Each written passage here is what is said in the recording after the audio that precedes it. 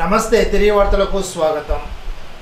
ఆపత్కాలంలో నిరుపేదలకు మెరుగైన వైద్యం అందించడంలో సీఎంఆర్ఎఫ్ అండగా నిలుస్తుందని తాడేపల్లిగూడెం శాసనసభ్యులు బొలిశెట్టి శ్రీనివాస్ అన్నారు. తాడేపల్లిగూడెం నియోజకవర్గం 15వ వార్డు సవిత్రపేటకు చెందిన సమయం జై విష్ణు బ్రెయిన్ ఆపరేషన్ నిమిత్తం వారి కుటుంబ సభ్యులు 15 రోజుల క్రితం ఎమ్మెల్యేని కలవగా సీఎం సహాయ నిధి నుండి 2.5 లక్షల రూపాయల విలువైన ఎల్ఓసిని మంజూరు చేయించారు. ఈ మేరకు తాడేపల్లిగూడెం శాసనసభ్యులు క్యాంప్ కార్యాలయంలో బాధితుని తండ్రికి బొలిశెట్టి శ్రీనివాస్ చేతుల మీదుగా ఎల్ఓసి అనుమతి పత్రాన్ని అందజేశారు. ఈ సందర్భంగా ఎల్ఓసిని మంజూరు చేయించిన ఎమ్మెల్యే బొలిశెట్టి శ్రీనివాస్కు వార్డు ఇన్ఛార్జి అడబాల రామారావుకు ప్రత్యేక కృతజ్ఞతలు తెలిపారు.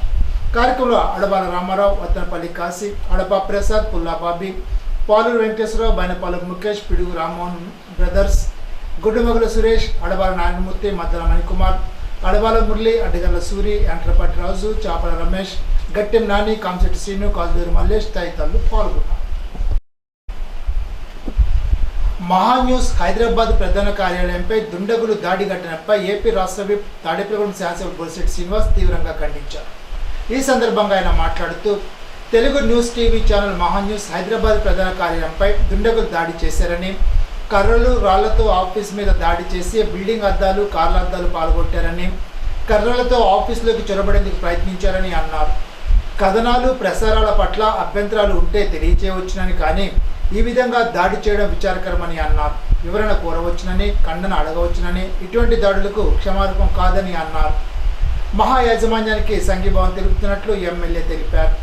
తెలుగు రాష్ట్రాల్లో ప్రముఖ మీడియా ఛానల్ మహాన్యూస్ ప్రధాన కార్యాలయంపై జరిగిన దాడిని జనసేన పార్టీ తరఫున ఖండిస్తున్నానని అన్నారు. మానవతా స్వచ్ఛంద సేవా సంస్థ చేసే సేవల్లో భాగస్వాములు కావాలని ఉండి మానవతా స్వచ్ఛంద సేవా సంస్థ అధ్యక్షులు డాక్టర్ గాదిరాజు రామరాజు అన్నారు. ఆదివారం ఉండిలో కొమ్మన నాగబాబు ఇంట్లో మానవతా ఉండి శాఖ నెలవారీ సమావేశం జరిగింది. ఈ సందర్భంగా ఆయన మాట్లాడుతూ సేవ చేసే భాగ్యం అందరికీ దక్కదని అన్నారు. సమావేశంలో మండల chairman Rudraraju Yuvaraju, co chairman Dangeti Ramalingeswararao, convener Kommana Nagababu, treasurer KTN Satyanarayana మాట్లాడారు. కార్యక్రమంలో రాములమ్మ, ఆంజనేయులు, ఆర్ఎస్ బాబు, మహేష్ శివవర్మ, తోట ఎస్ బాబు తదితరులు పాల్గొన్నారు. రాష్ట్రంలో జగన్ పార్టీ అధికారంలోకి ఉండగా రోడ్లను తిరగబెట్టేసి వదిలేస్తే అధికారంలోకి వచ్చాక తమ పార్టీ రోడ్లను నిర్మించిందని రాష్ట్ర జనవరుల శాఖ మంత్రి నిమ్మల రామానాయుడు అన్నారు. పాలకొల్లు మండలం లంకల కోడేరు పంచాయతీ పరిధిలో సత్యనారాయణపురంలో జరిగిన కార్యక్రమంలో మంత్రి పాల్గొన్నారు. ఇప్పుడు తూర్పుగోదావరి జిల్లా వార్తలు. ప్రజా సమస్యల పరిష్కారం కోసం జిల్లా, డివిజన్, మండల స్థాయిలో నిర్వహిస్తున్న పీజీఆర్ఎస్ జూన్ 30వ తేదీ సోమవారం యథావిధిగా నిర్వహించనున్నట్లు జిల్లా కలెక్టర్ పి ప్రశాంతి ఆదివారం ఒక ప్రకటనలో తెలిపారు. ప్రజలు తమ అర్జీలను ఇవ్వడం కోసం 1100 మీకోసం కాల్ సెంటర్కు ఫోన్ ద్వారా ఫిర్యాదు నమోదు చేయడానికి, నమోదైన అర్జీ యొక్క స్థితిగతులు తెలుసుకోవచ్చునని ఆమె తెలిపారు. జూన్ 30 ఉదయం 10 గంటల నుండి మధ్యాహ్నం 1 గంట వరకు ప్రజల నుండి పీజీఆర్ఎస్ అర్జీలు స్వీకరిస్తామని కలెక్టర్ తెలిపారు.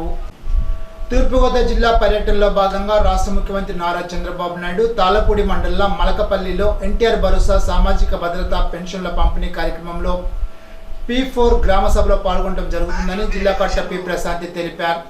ఆదివారం ఆర్డీఓ కార్యాలయంలో సమన్వయ శాఖల అధికారులతో జూలై 1 మంగళవారం సీఎం పర్యటన నేపథ్యంలో సమావేశాన్ని నిర్వహించారు.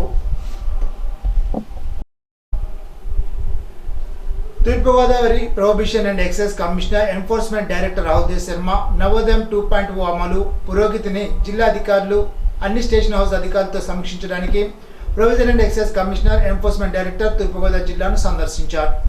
తూర్పుగోదావరిని అక్రమ స్వేదన మద్యం రహిత జిల్లాగా మార్చాలనే లక్ష్యంతో జిల్లా అంతటా దాడులు, అమలు కార్యకలాపాలను ముమ్మరం చేయవలసిన అవసరాన్ని కమిషనర్ సమీక్షా సమావేశంలో నొక్కి చెప్పారు. అక్రమ మద్యం తయారీలో పాల్గొన్న నల్లబెల్లం సరఫరాదారులపై తగిన చట్టపరమైన నిబంధనల కింద కేసులు నమోదు చేయాలని నిర్దిష్ట సూచనలు ఇవ్వబడ్డాయని, పునరావృత నేరస్తులు అలవాటుగా ఉల్లంఘించే వారిని సమర్థవంతంగా ఎదుర్కోవడానికి ప్రివెంటివ్ డిటెక్షన్ చట్టం కింద నిర్బంధాలను పెంచాలని అధికారులను ఆదేశించారు. అత్తిలి కొండలరాయుడు ఆలయ గురువు గుట్టుముక్కల సత్యనారాయణ రాజును ఆదివారం ఆయన శిష్యులు ఘనంగా సన్మానించారు. కొండలరాయుడు ఆలయం వద్ద జరిగిన ఈ కార్యక్రమంలో ఆయన శిష్యులు పాల్గొన్నారు. ఈనాటి బంగారు మాట. కోపాన్ని జయించగలిగితే దేన్నైనా జయించగలం. సిసిరో. ఈ వార్త ఇంతటితో సమాప్తం. తిరిగి బిజినెస్లో కలుసుకుందాం. అంతవరకు సెలవు. నమస్కారం.